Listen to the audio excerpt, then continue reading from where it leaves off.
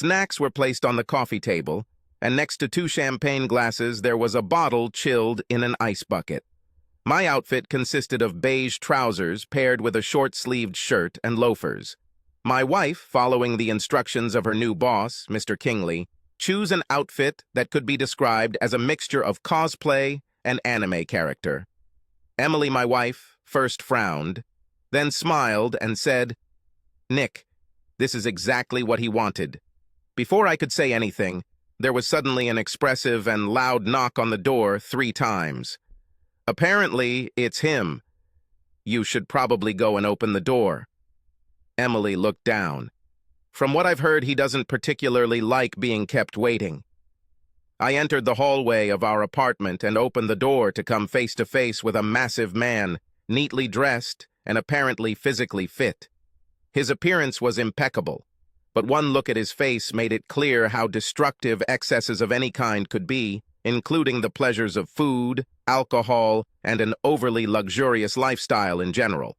If I didn't know Bartold Kingley so well, I would definitely be disgusted by his face. In this regard, his expression was just the finishing touch to the picture. I tried to be calm and respectful when I spoke to him. "Oh, you're probably my wife's new boss, Mr. Kingsley?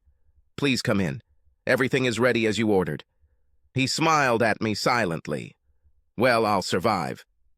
The question remained. Would he survive?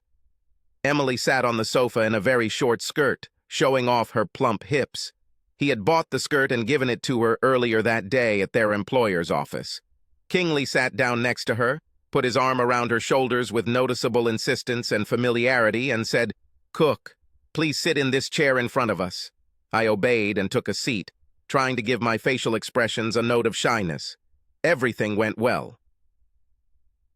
"This is exactly what should have happened, Cook. I really like your wife.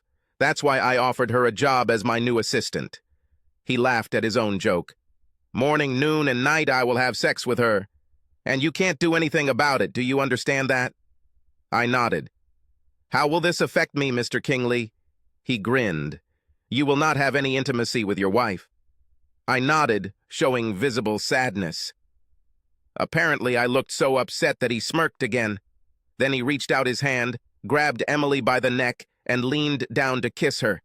He screamed in pain and punched her hard in the face, jumping to his feet. "Oh, you bitch! What have you done to me?" Quickly and deftly, I grabbed my pistol and aimed it in his direction, standing up. "Idiot!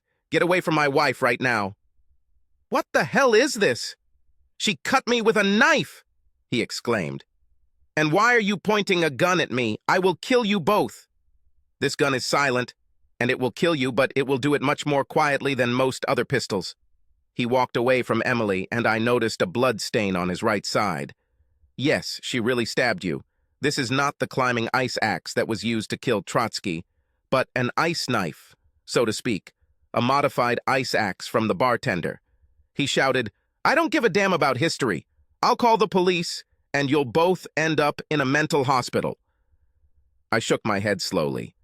"No one will call the police because my wife is not Ashley Jones, and she is not a secretary. We are a professional team of killers, husband and wife, and we have received an order to eliminate you." His face turned gray. "But why? What could I ever do to you?" Shrugging my shoulders, I replied, "Not because of what you did to us. We were hired to end your life because of what you did to someone else." While I held him at gunpoint, Emily tied his hands tightly with plastic straps, like police handcuffs. "To whom? And why does someone want me dead?" Emily spoke. "Do you remember your position as a manager at Cranbrook's several years ago? There you also carried out your manipulation with the cuckold.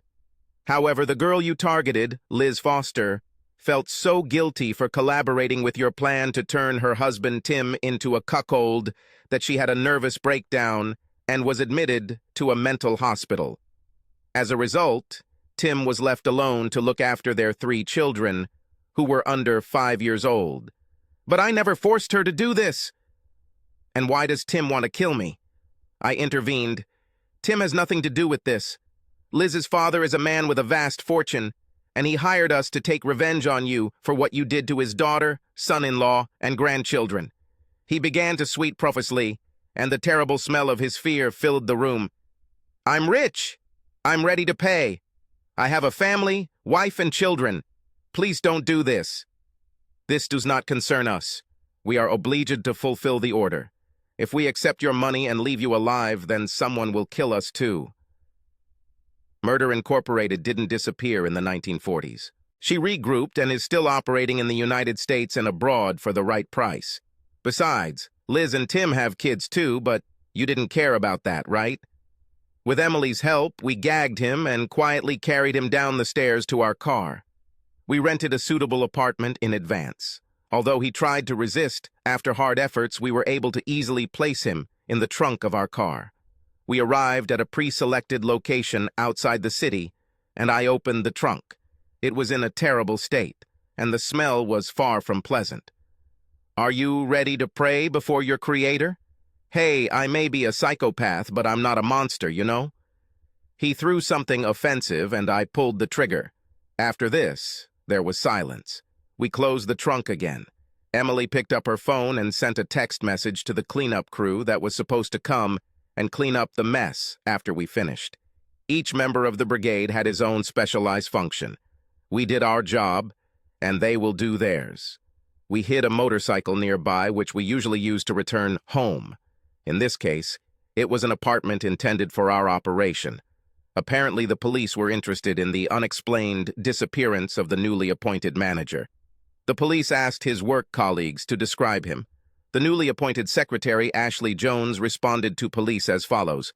I'm not entirely sure. He reminded me of many sales managers I've dealt with over the years, a little arrogant and overly confident. When a more detailed investigation was carried out, it turned out that, despite the short period of work here, he had already come up with several schemes to deceive his new employer. The story about his wife and children in the East, who, according to him, were supposed to join him, turned out to be fictitious. In fact, several years ago, his ex-wife obtained a court order prohibiting him from even having contact with her and the children. We cleaned up the apartment while waiting for the forensic experts to arrive, and 2 months later, Ashley Jones handed in her resignation with 2 weeks' notice because her husband got a new job in Florida. We terminated the apartment rental agreement. Actually, the truth was that we had a new contract in California. It was great because we both loved this state. Besides the good-paying jobs, we enjoyed surfing, hiking, and visiting art galleries and museums. Well, even assassins enjoy many of the pleasant aspects of life.